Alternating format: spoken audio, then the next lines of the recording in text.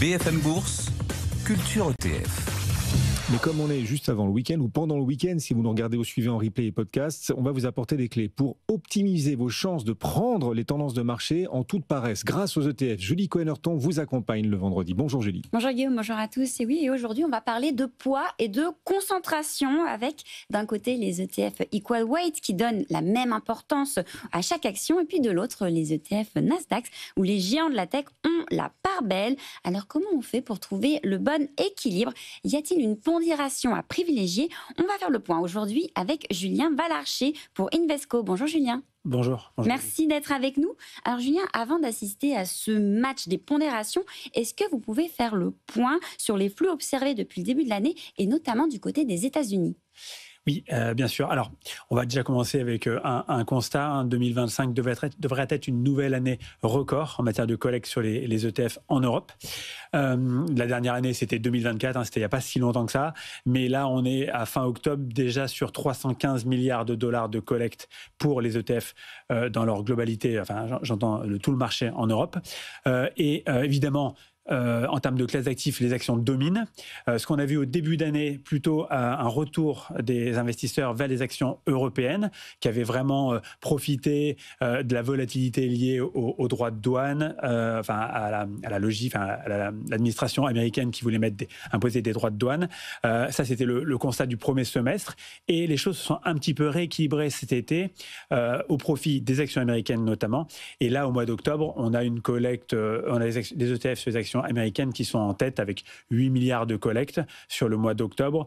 Ça s'équilibre clairement avec les actions européennes sur l'ensemble de l'année. Et on peut aussi rajouter un point, c'est que le perdant du mois d'octobre, c'est l'or qui a fortement décollecté au mois d'octobre, plutôt lié évidemment à les prises de bénéfices. Alors ça, c'est pour les flux. Si on se penche sur ce fameux match ETF Equal Weight, ETF Nasdaq, on se dit qu'en termes de performance, le choix, il est quand même vite fait. On tape directement sur le Nasdaq avec la tech et l'IA qui domine. Est-ce que c'est judicieux ? Alors, effectivement, je pense qu'à l'instant T, il n'y a pas photo. Quand on regarde la performance du Nasdaq, il est porté par la vague de l'IA, l'intelligence artificielle, il est porté par les Magnificent Seven. Donc, cet indice vraiment affiche des performances insolentes depuis de nombreuses années. Mais ce qu'il faut voir, c'est l'autre côté de cette pièce, si on peut dire, le fait que c'est au prix d'une certaine concentration, une concentration qui est à un niveau extrême aujourd'hui. Nasdaq 100, on dit toujours Nasdaq, mais en fait, l'indice Nasdaq 100, il y a 100 titres dedans. Sauf qu'aujourd'hui, cette valeur seulement représente quasiment 50% de l'indice. Donc on a un biais énorme sur la tech. Et évidemment, si la vague de l'IA déçoit ou si un de ces géants se met à sortir des mauvais chiffres en matière de résultats, ça va peser sur l'indice Nasdaq et forcément, ça peut être quelque chose de dommageable pour le portefeuille d'un investisseur. Donc là, en termes de timing, mieux vaut privilégier les ETF équipondérés plutôt que ceux qui subissent ou concentrent justement cette force de la tech concentrée sur à peine quelques valeurs. Il faut éviter cette concentration et aller sur les équipondérés.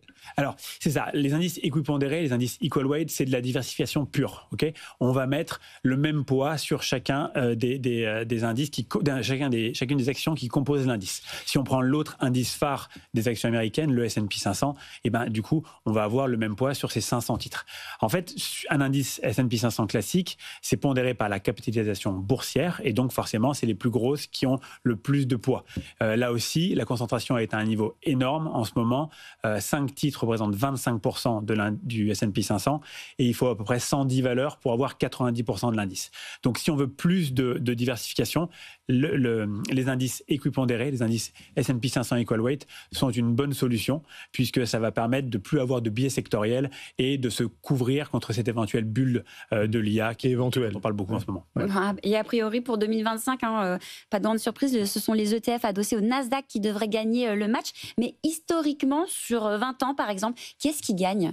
Alors c'est toujours le Nasdaq. C'est toujours le Nasdaq. Mais c'est un peu les montagnes russes aussi. On se souvient de la bulle Internet, donc fin des années 90, début 2000. Et derrière, il y a eu une décennie, lost decade, on appelle ça la décennie perdue, puisque le Nasdaq n'a pas fait grand-chose ou presque pendant les années 2000.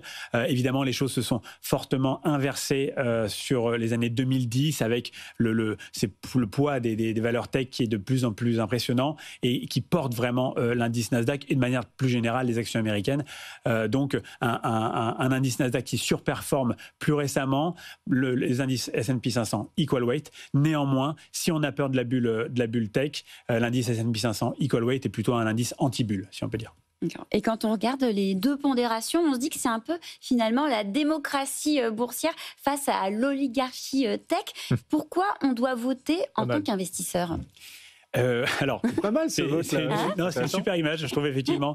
Les indices éco-pondérés, chaque entreprise a une voix, elle vote, et enfin, elle participe à la performance comme toutes les autres, alors que le Nasdaq, c'est les Magnificent Seven qui décident de tout, qui décident de la performance. Donc, ça va vraiment dépendre de vos convictions. Si vous ne croyez pas à cette bulle tech, à cette bulle de l'IA, et que vous pensez que les investissements massifs, les perspectives de l'IA sont incroyables, foncez sur le Nasdaq, c'est l'indice star pour ça. Si, au contraire, vous avez peur de cette bulle tech, l'indice S&P 500 Equal Weight est une super alternative, je pense, en matière de diversification. C'est quelque chose de vraiment utile. Et pour les indécis, pour les centristes, on va dire, il y a dans les Game Invesco un indice Nasdaq 100 Equal Weight qui existe aussi. Merci beaucoup. Julien Valarcher, responsable de la distribution des ETF pour la France chez Invesco. Merci de passer nous voir. Merci Guillaume. Et Julie Cohen-Horton, c'est Culture ETF à retrouver en podcast et replay tout au long du week-end. Merci Julie. Guillaume.